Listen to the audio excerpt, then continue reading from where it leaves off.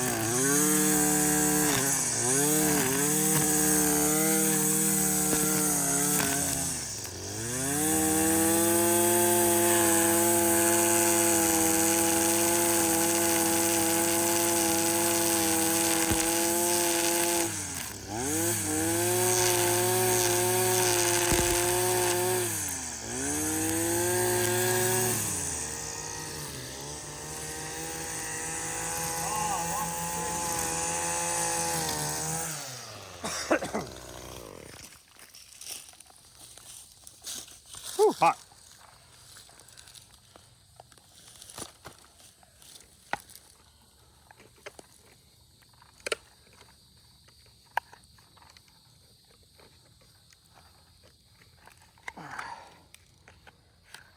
All right, broke off in there.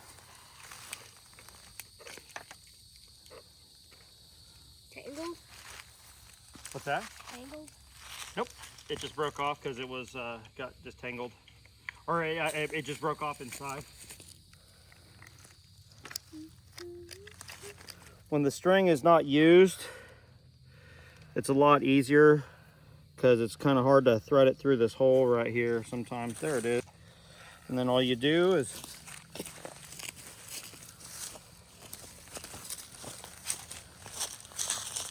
right, we're gonna get it even. There it is.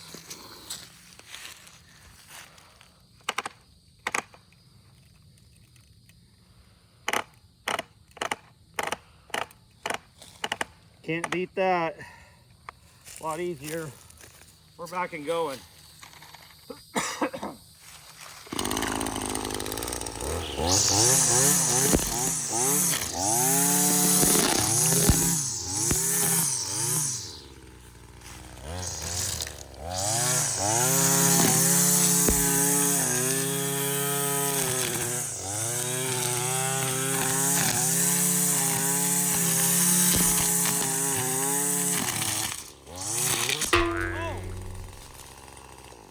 I didn't have it on there well enough, apparently. What happened? I don't know.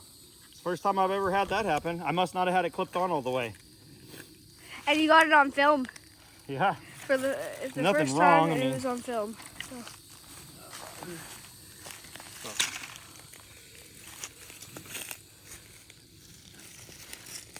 That was crazy. Yeah. That's the thing, that other kit we bought, we can use for this. Yeah. If this ever broke. Yeah. Or you could get it replaced by the company, because it's free. No, that's a wear item. That's not a warranty item. Oh. Because that head gets abused right on the string. They're not going to replace that. Okay. It's not free maintenance. It's free. It's just warranty if you have warranty work. Labor. Like failure. the engine quits or something? Huh? Like the engine or carburetor quits or something? Yeah, or like the on and off switch. Yeah. Like if that broke? You know, something just premature, like, yeah.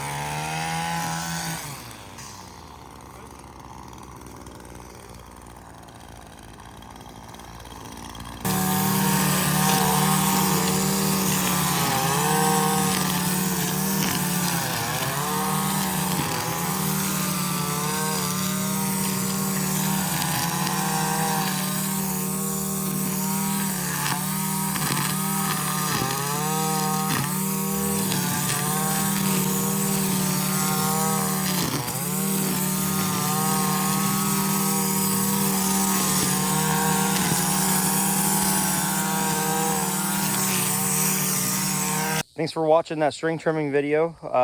That Echo 2320T was not an anticipated purchase. Basically, essentially what happened there was we came home from a trip, and our place was very overgrown, and we don't have a lot, like we don't have lawns or anything, but around all the roadsides, everything needed to be trimmed up. And my boys, they need to be a part of it, so that way they understand what it is to maintain a property, right? So anyway, that FS40C, that I did buy an Echo Universal kit for it. I'm not seeing a way of making that work. So right down in here, it says it fits the Stihl FS40. And not only that, I went to the Echo dealership and just said, hey, do you mind taking a look at this? I didn't really anticipate them spending as long as they did, but they went ahead and they tried to figure it out. I do not believe that FS40C is compatible with that kit. Now, in the book, it says the FS40 is, but it doesn't say the 40C. So I need to do some more research. I'm not giving up yet. But essentially, you know, one string trimmer for probably about 1,500 feet of string trimming, and you know, we're talking about a swath. You saw it in the video. It's just a lot for one person, and we could use the other string trimmer. So I called the dealership up that I deal with here locally, and great place. They sell Kubota and they sell Echo. And guy offered not too long ago. He said, hey man, you know, I know you have the 20, what is it, the 20, you have the 2620. He's like, that's a great trimmer, but this 2320T is well liked amongst guys that are even cutting commercially. They like it quite a bit. Now I believe, I'm pretty sure, it seems like it at least, I think that T stands for the head that's like geared down, so it has more torque.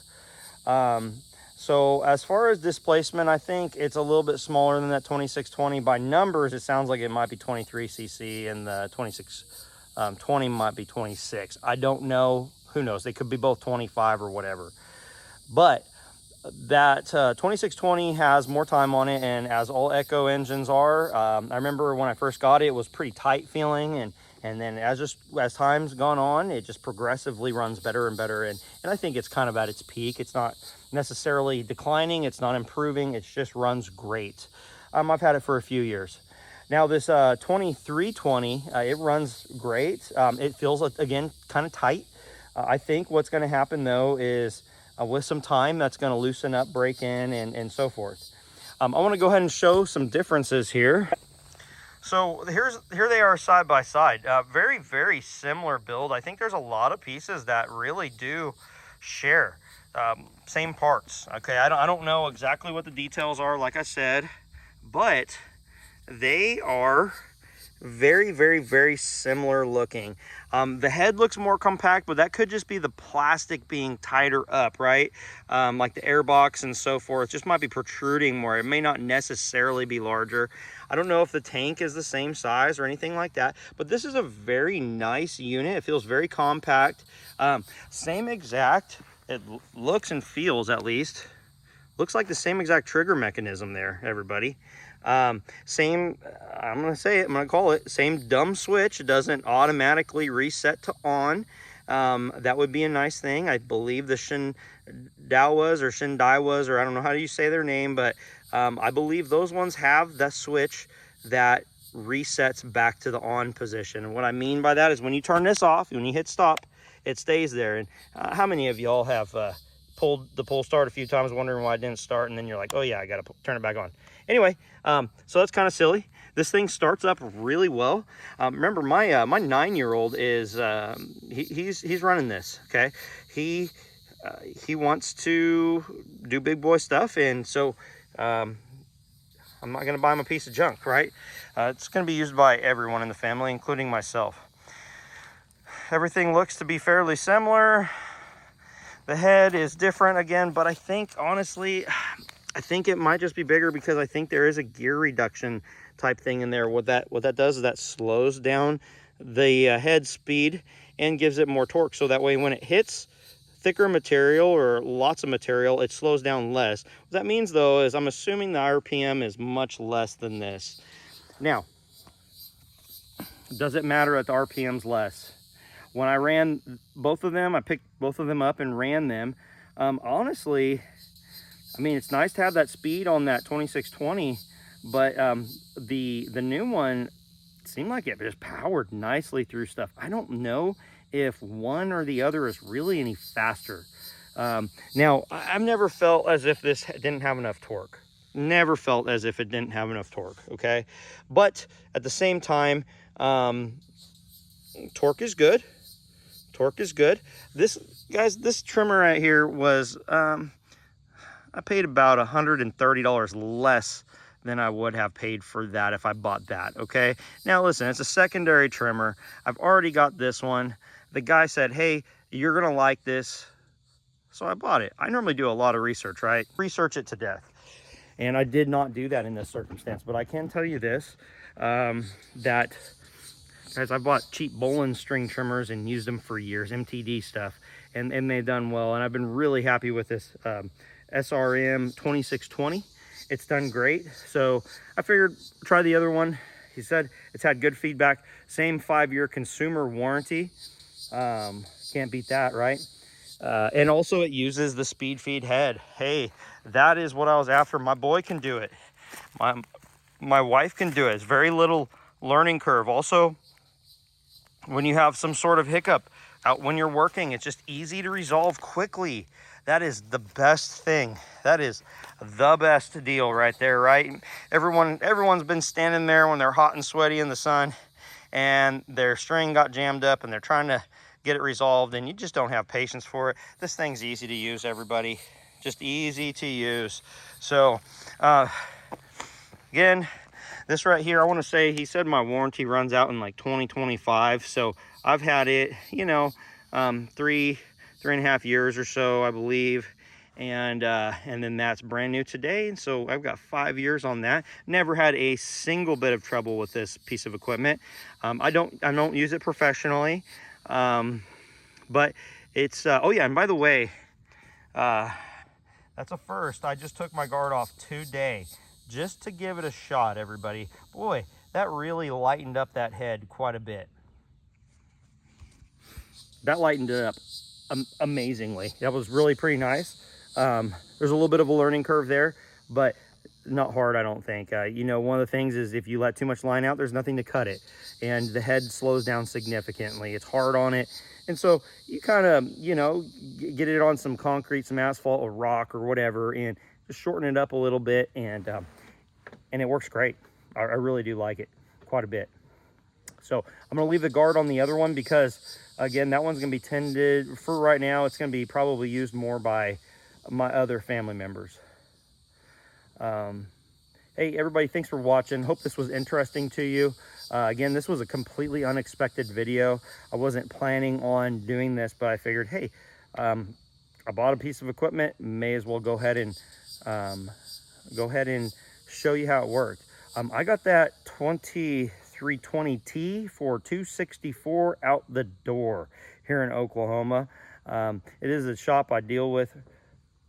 I've bought a few things from them. I'm not a big customer, right? I just, you know, I got my 620 from them. I got the 2620. I bought bar oil. I bought Red Armor before, stuff like that. But I haven't been a big spender there, and I appreciate them. That's my third piece of equipment I've purchased through that dealership, and been real happy with them. It's a Kubota dealer. It's actually called Springdale Tractor. They have multiple locations all over Northeast Oklahoma. So, guys, thanks for watching. This is Okie Woodsman. Hopefully you like my new logos. I'm kind of trying to build things up, improve things here, and have a good one. Thanks for watching. Bye.